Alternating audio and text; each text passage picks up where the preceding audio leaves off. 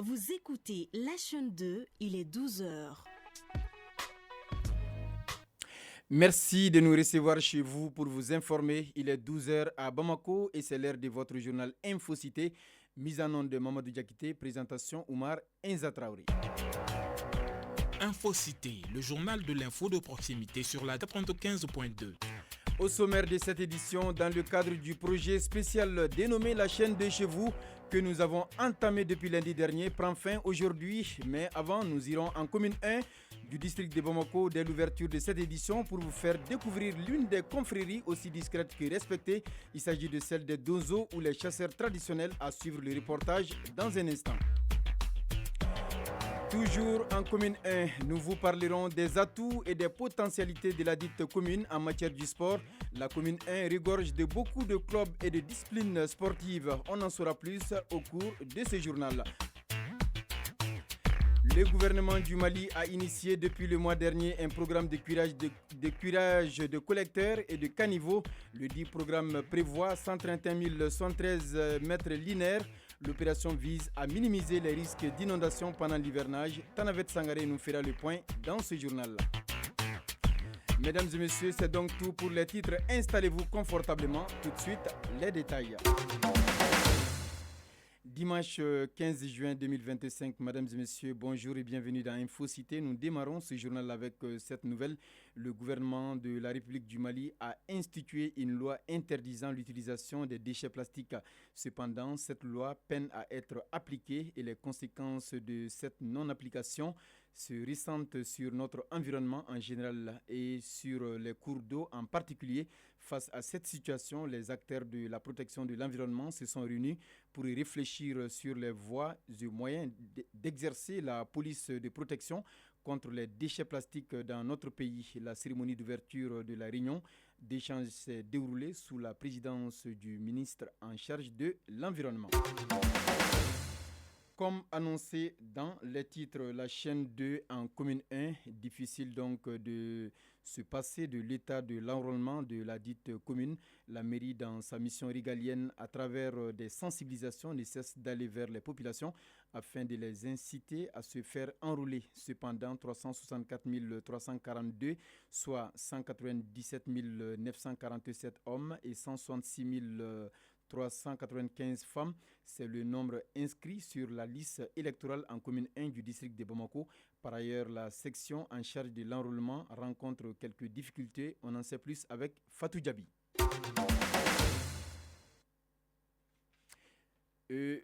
On en sait plus avec Fatou Djabi. L'élément est en cours. Nous passons à autre chose. Nous restons toujours dans ce registre dans le cadre du projet spécial dénommé La chaîne 2 chez vous en commune 1.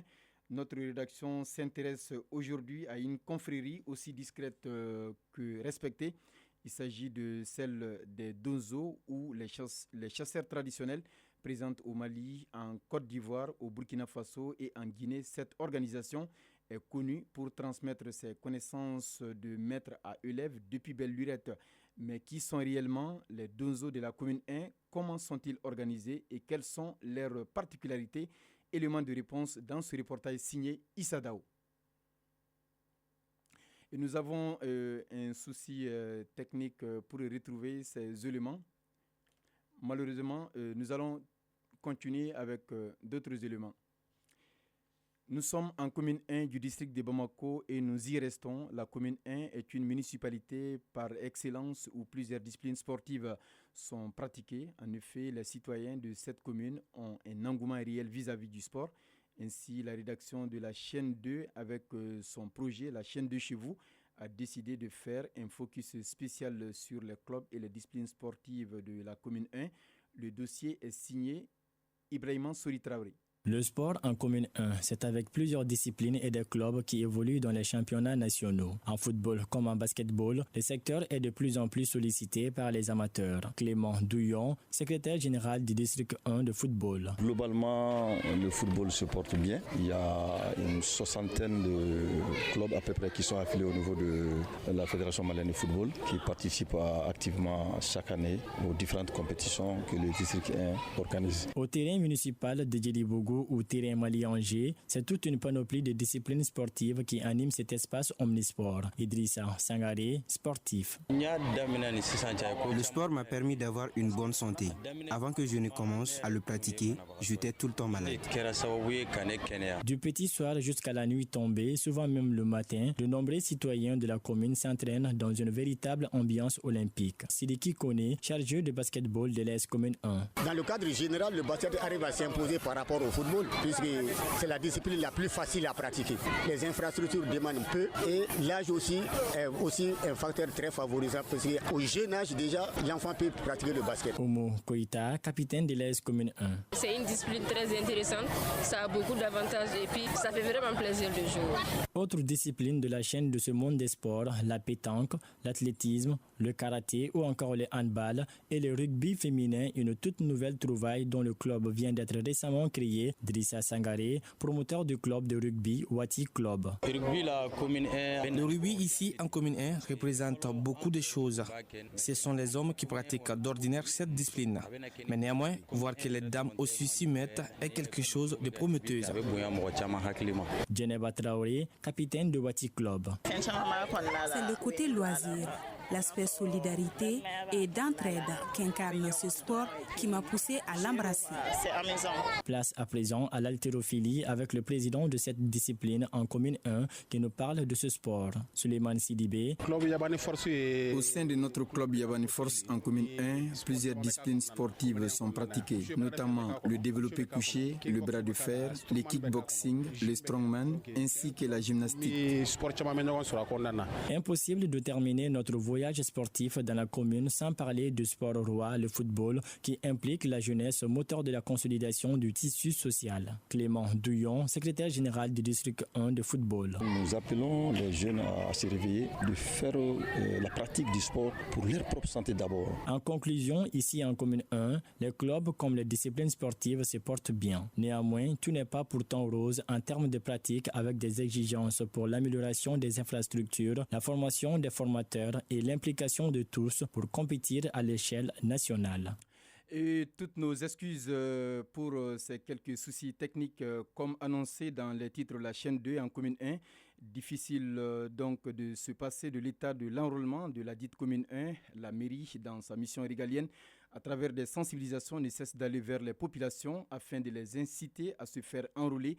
Cependant, 364 342, soit 197 947 hommes et 166 395 femmes, c'est le nombre inscrit sur la liste électorale en commune 1 du district de Bamako. Par ailleurs, la section en charge de l'enrôlement rencontre quelques difficultés. On en sait plus avec Fatou Djabi. Il peut être défini comme suit. S'inscrire ou inscrire une personne morale sur un registre d'affiliation. Il s'agit du processus d'enrôlement en commune 1 du district de Bamako. Ce processus est en bonne voie, nous dit Demba Koulibaly, chargé d'enrôlement RAVEC commune 1. Selon les données issues de l'enrôlement sur la base du RAVEC, le nombre total des citoyens inscrits sur la liste électorale dans notre commune s'élève à 364 342, répartis entre 197 947 hommes et 166 395 femmes.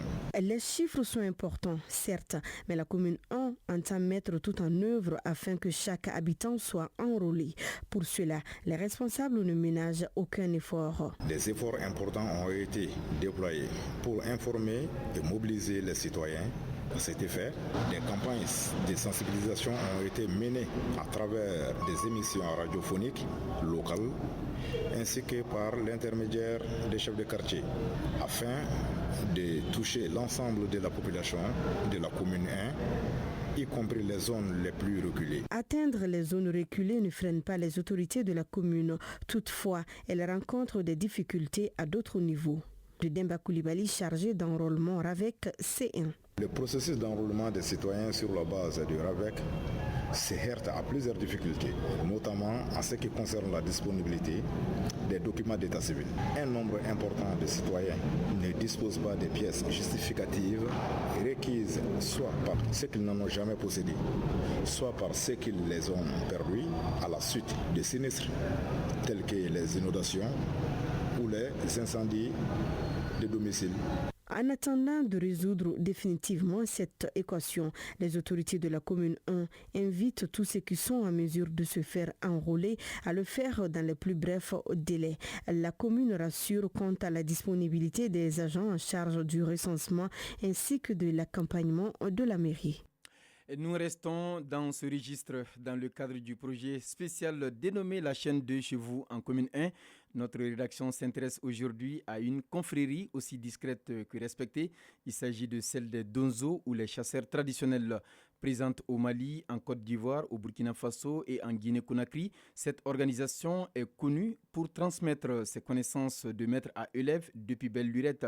Mais qui sont réellement les Donzo de la commune 1? Comment sont-ils organisés et quelles sont leurs particularités? Élément de réponse, c'est dans ce reportage signé Issa Daou. Habillés de tenues traditionnelles et ornés de gris-gris, les Donzo ne sont pas des simples chasseurs. En réalité, ces hommes incarnent une institution à part entière. Dans la commune 1 du district de Bamako, leur présence ne date pas d'hier. Sidiki Koulibaly, président des chasseurs des communes 1 et 2. Ce quartier a été fondé par les Donzo. D'ailleurs, c'est grâce aux chasseurs que Bamako lui-même a été fondé. L'une des particularités notables dans cette commune, c'est que les chasseurs ne se contentent pas d'être organisés. Depuis plus d'un demi-siècle, les confréries des chasseurs des communes 1 et 2 fonctionnent comme une seule et même entité. Bromassire Kourikama, coordinateur local. Contrairement aux autres communes, il n'existe pas deux associations distinctes. L'association des chasseurs de la commune 1 et celle de la commune 2 ne forment qu'une seule et même entité. Et cela fait plus de 50 ans que nous fonctionnons ainsi.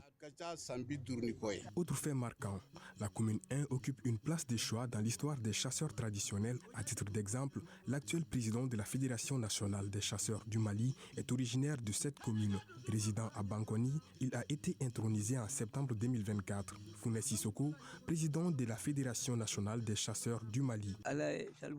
J'ai succédé à Salif Togola à la tête de la Fédération des chasseurs du Mali. Les chasseurs traditionnels sont présents en commune 1 depuis longtemps. À Bankoni, de grands noms comme Moussa Diabaté, Boudjara et Canton Diara ont marqué leur temps. Les Donzo de la commune 1 sont également bien structurés. Ils tiennent régulièrement des réunions, souvent en coordination avec leurs homologues de la commune 2. Founé Sissoko.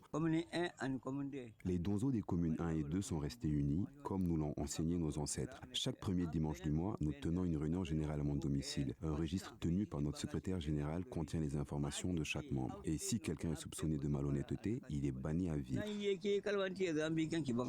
Pour assurer une bonne cohésion au sein de la confrérie, les chasseurs de la commune 1 ont établi des règles strictes, car chez eux, la discipline est de mise. Sidiki Koulibaly, président de la Fédération des chasseurs de la commune 1 et 2. Quand le grand chef te sanctionne, il n'y a pas de négociation possible. Si tu enfreins les règles établies, il fixe la peine. Cela peut aller d'un coq à un cabri, ou même à l'organisation d'un repas collectif pour les autres membres. Parfois, pour trancher certains cas, on fait appel à d'autres confréries, notamment celle de Koulikoro. À l'image des autres communautés des chasseurs, ceux de la commune 1 perpétuent eux aussi leurs propres cérémonies traditionnelles. Sidiki Koulibaly.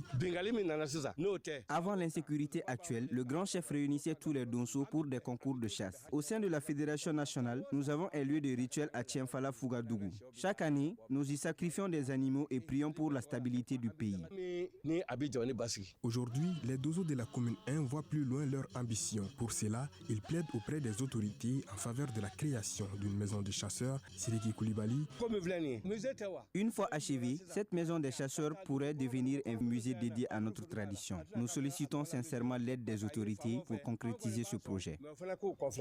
Les Donzo font partie intégrante de l'histoire de la commune 1. Détenteurs d'un savoir ancestral, ils se veulent aujourd'hui ses gardiens avec une volonté claire, celle de transmettre et perpétuer cet héritage.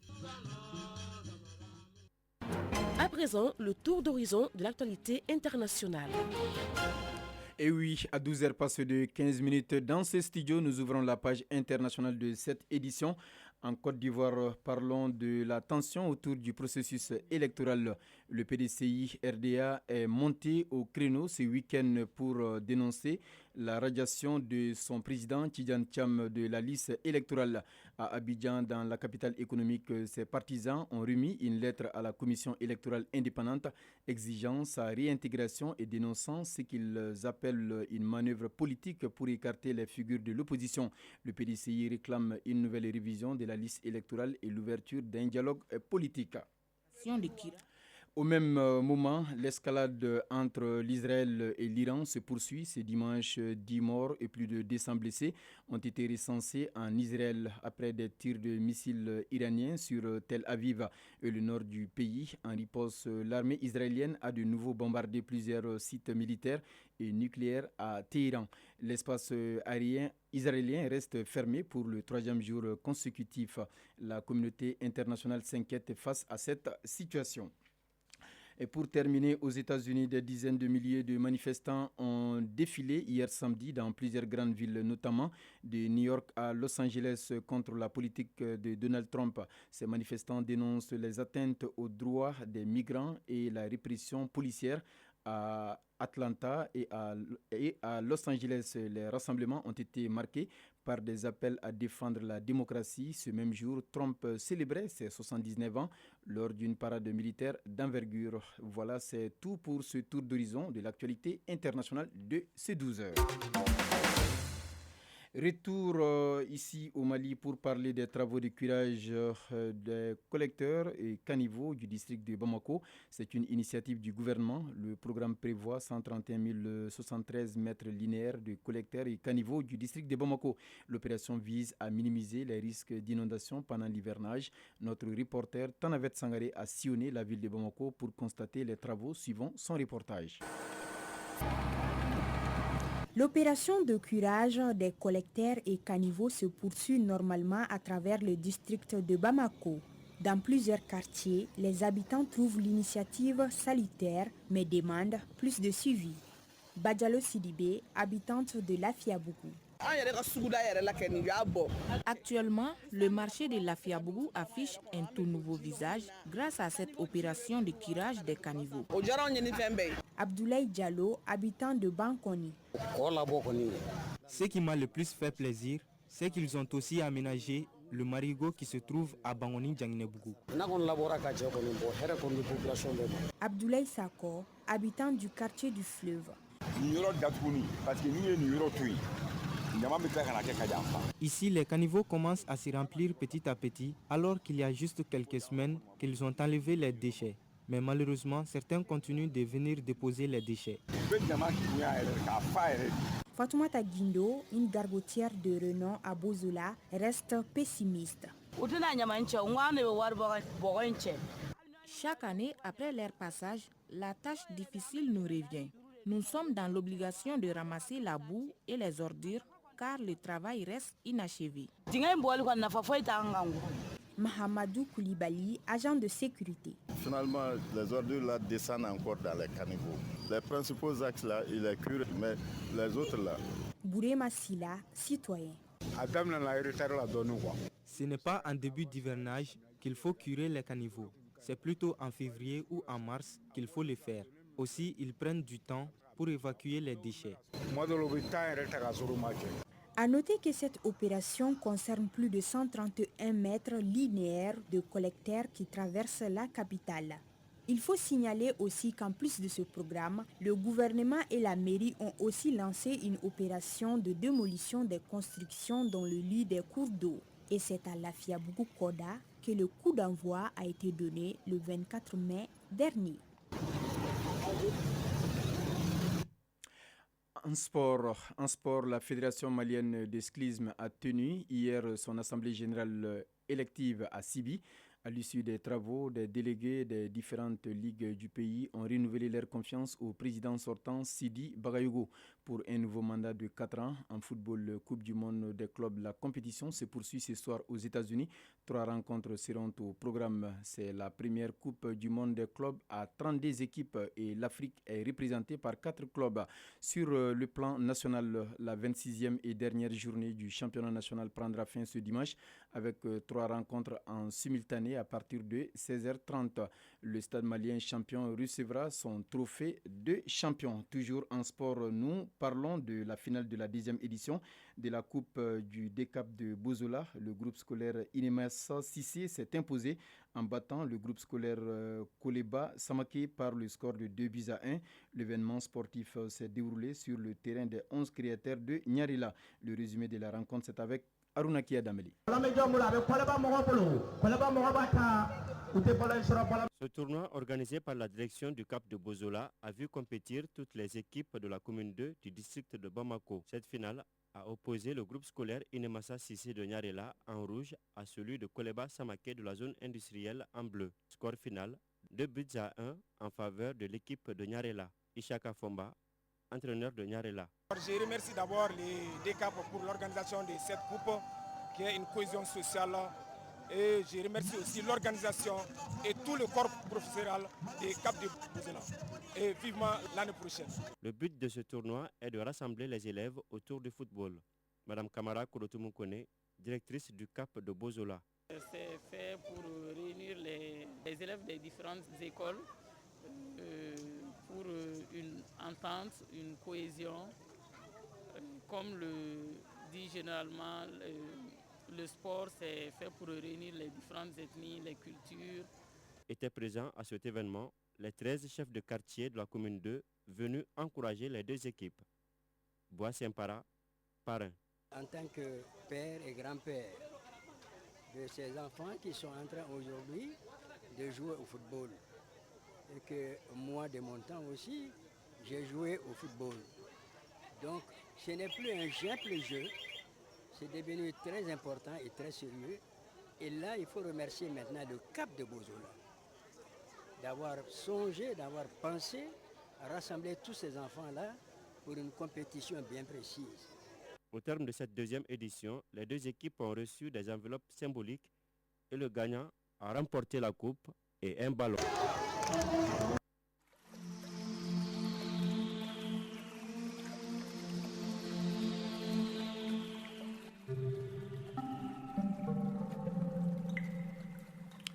Voilà, à 12h passées de 22 minutes dans ce studio, les nouvelles de la météo avant de boucler cette édition. Le thermomètre affiche sur Bamako est environ 33 degrés Celsius. La maximale attendue est de 35 degrés Celsius. Quant au soleil, il se couchera à 18h passées de 59 minutes. C'est donc tout pour ce journal de la rédaction présenté par Oumar Enza Traoré. Réalisation Mamadou Doumbia, Jafar Thiam. Mise en onde de Mamadou Diakité. Mise en ligne Mohamed Koulibaly. Coordination éditoriale Nyanya Aliou Traoré, Djefa Diara. Merci à vous, fidèles auditeurs de la 2, d'avoir suivi ce journal. À 18h, vous serez en compagnie de Amadou Diallo. Passez d'excellents moments de radio en compagnie de nos programmes.